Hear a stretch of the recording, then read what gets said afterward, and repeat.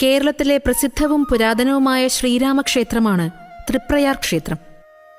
തൃശൂർ ജില്ലയുടെ തെക്കു പടിഞ്ഞാറ് ഭാഗത്തായി നാട്ടിക ഗ്രാമപഞ്ചായത്തിൽ തൃപ്രയാർ എന്ന സ്ഥലത്ത് കരുവന്നൂർ പുഴയുടെ കൈവഴിയായ തീവ്ര നദി അഥവാ തൃപ്രയാർ പുഴയുടെ കരയിലാണ് ഈ ക്ഷേത്രം സ്ഥിതി ചെയ്യുന്നത്.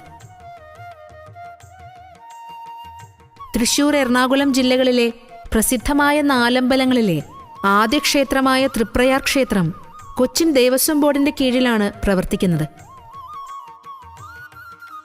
മഹാവിഷ്ണുവിന്റെ 7ാമത്തെ അവതാരമായ മര്യാദ പുരുഷോത്തമൻ ശ്രീരാമനെ ഖരദൂഷണ ത്രിശിരസ്സുക്കളെയും അവരുടെ സൈന്യത്തെയും വധിച്ച ശേഷമുള്ള അത്യുഗ്രഭാവത്തിൽ ചതുർബാഹു വിഷ്ണു രൂപത്തിൽ പ്രതിഷ്ഠിച്ചിരിക്കുന്നു.